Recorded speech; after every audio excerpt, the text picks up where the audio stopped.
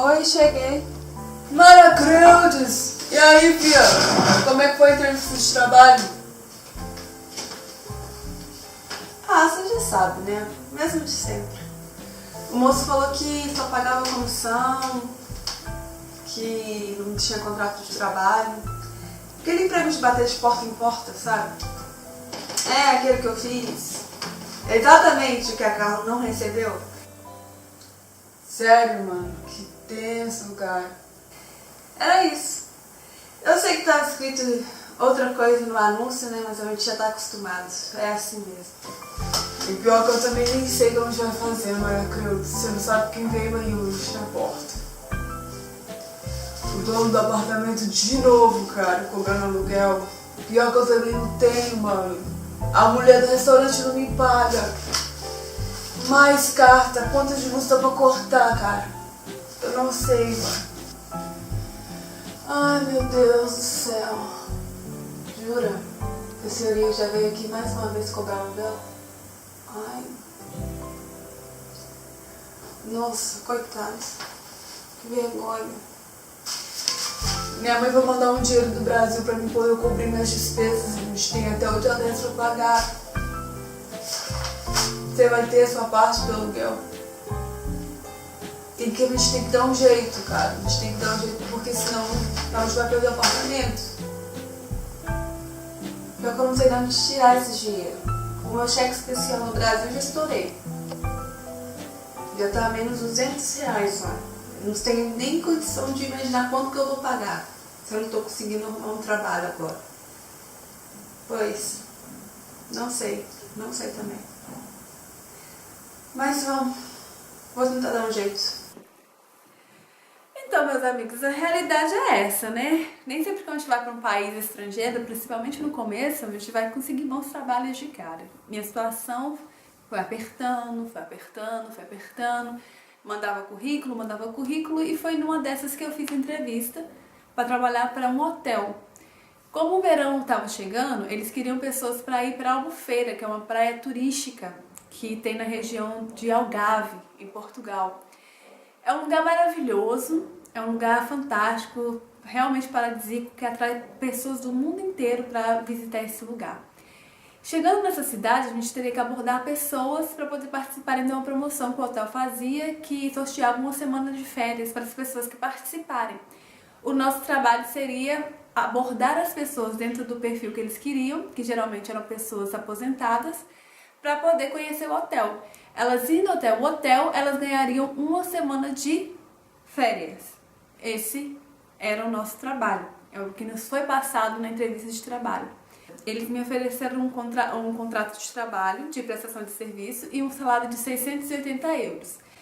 E falaram também, caso a gente quisesse, a gente poderia ganhar 20 euros por pessoa que fosse ao hotel, que daria muito dinheiro, principalmente na alta temporada.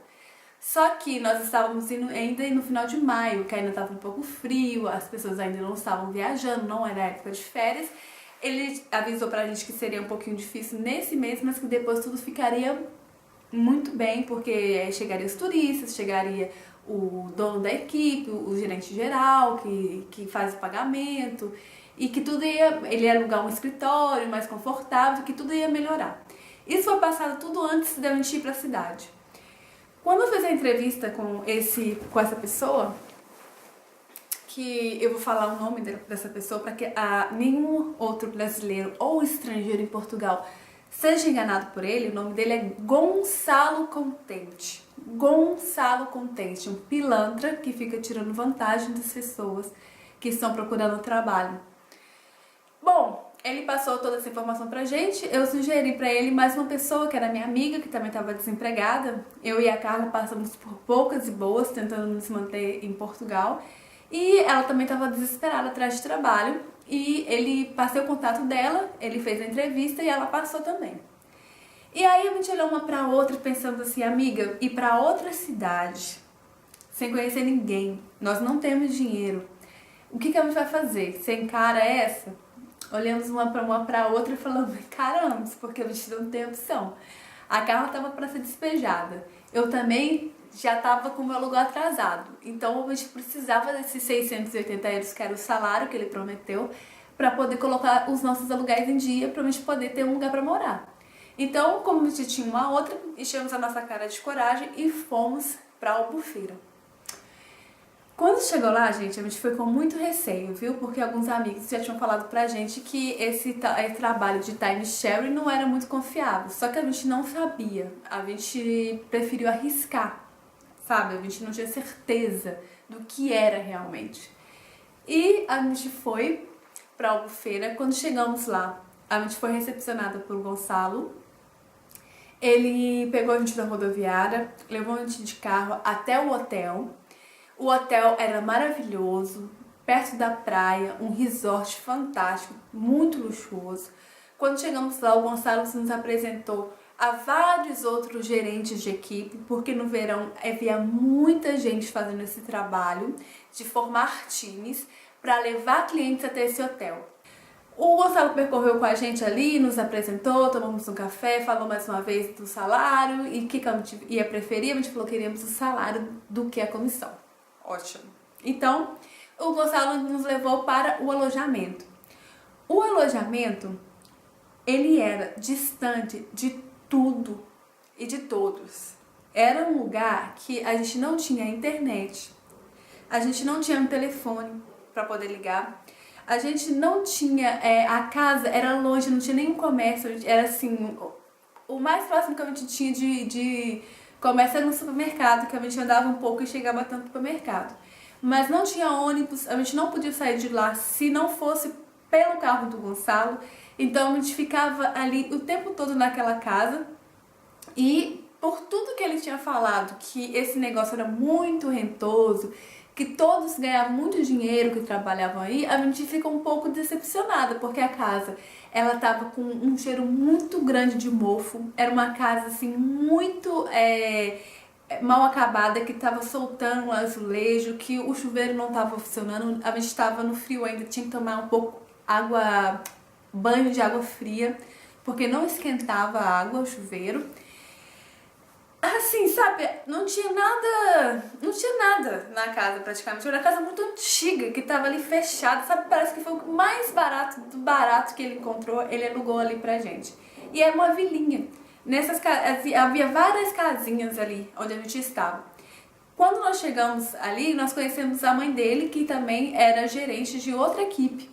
A mãe dele morava em outra casa com 2 portugueses, que era a equipe dela. Nós íamos morar nessa casinha, que eram 3 quartinhos, que ficariam para um time de 20 pessoas quando chegasse na alta temporada. A gente aceitou, a gente já sabia que ia mais pessoas chegar, tudo bem.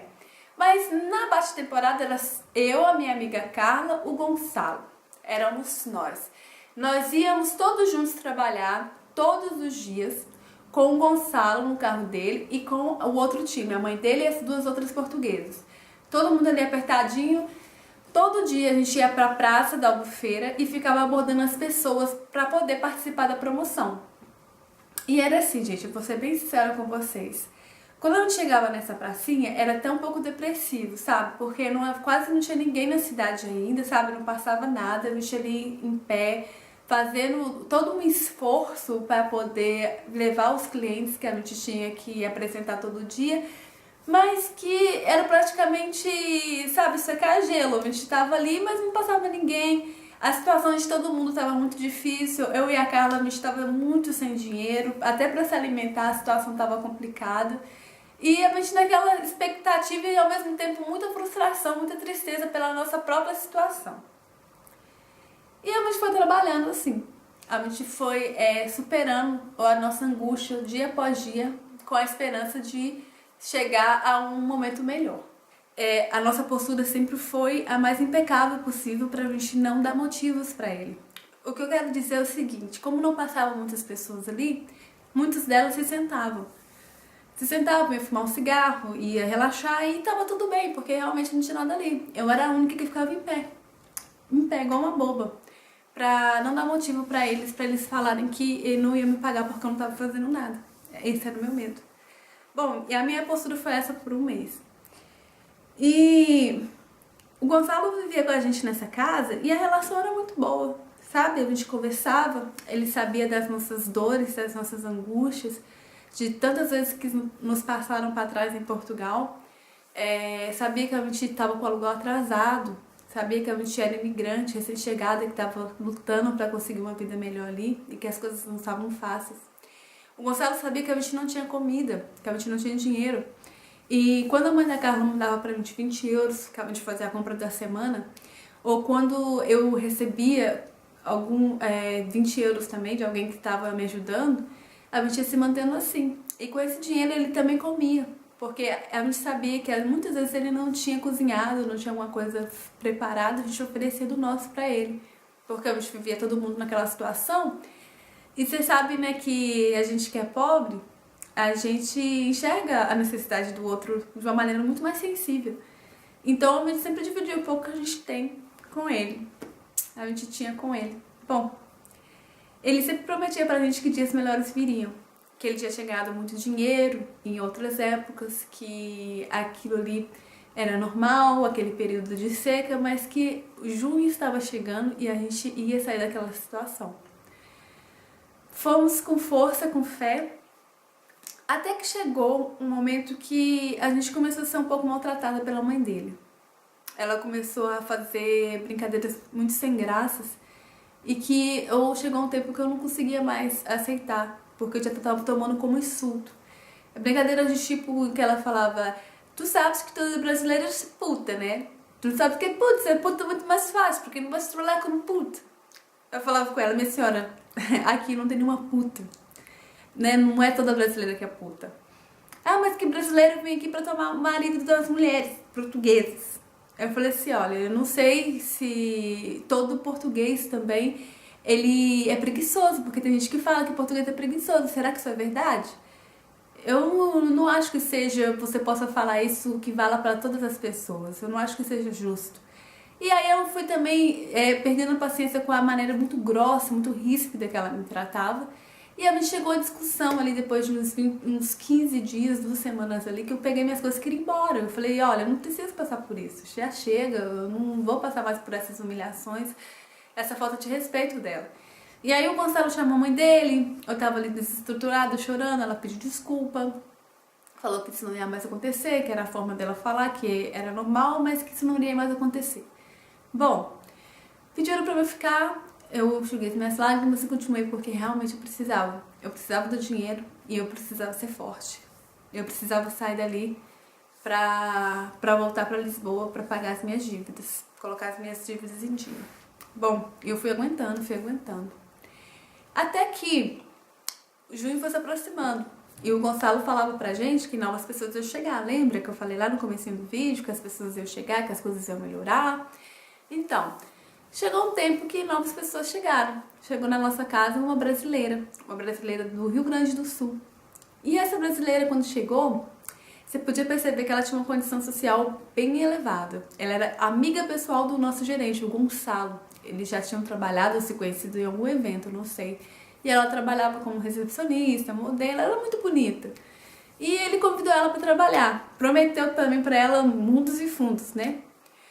Quando ela chegou, que ela viu aquela casa, que ela viu aquela situação, que ela não tinha um ônibus para se locomover, que ela tava ali para refém, junto com a gente, né? Porque a gente não tinha percebido, porque a gente pensava que era nosso amigo, mas ele levou a gente para um cativeiro. Porque a gente não tinha contato com ninguém ali. A gente só podia ficar por conta dele. Só com ele que a gente saía. Só que aí a gente não tinha se dado conta. Só que ela é muito esperta, ela percebeu. E foi passando o tempo, ela falava comigo assim: Amaralina, você percebeu a maneira que ele fala com você? Hoje de manhã você vai fazer uma pergunta pra ele sobre o cliente que você mandou no hotel, ele te tratou daquela maneira. Você aceita isso? Ele sempre te trata assim? Se eu fosse comigo, eu não conseguiria aceitar. Eu não sei como você consegue. Essas pessoas aqui são muito grossas. Eu não quero ficar aqui não. Olha, vou ser sincera com você. Minha mãe me manda dinheiro do Brasil, eu faço faculdade em Lisboa, eu não preciso disso. Olha onde a gente tá, não tem um ônibus. Aí que ela nos abriu os olhos para a situação que eu estava levando. Eu sempre chorava, sempre estava triste, mas no meu cantinho, sozinha, em intimidade, em oração, falando com Deus. falando que para me ajudar a passar por aquilo. E ela, de uma maneira muito mais confiante, ela começou a nos abrir os olhos em relação a isso. E ela teve a brilhante ideia de alugar uma casa e a gente sair dali. Por quê? Ela tinha percebido que no centro da cidade, quando a gente ia trabalhar com ele, tinha muito turista, tinha muita gente com dinheiro.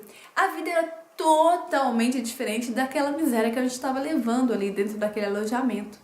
Ali fora, no centro da cidade, havia muito mais possibilidades. Ali era cheio de boates, de clubes, cheio de lugares que a gente poderia conseguir um emprego fácil. E ela nos colocou a confiança de que nós poderíamos, que a gente deveria alugar uma casa e sair dali e trabalhar para outra pessoa que a gente ia ganhar muito mais dinheiro. E ela também não gostava de ficar abordando as pessoas na rua.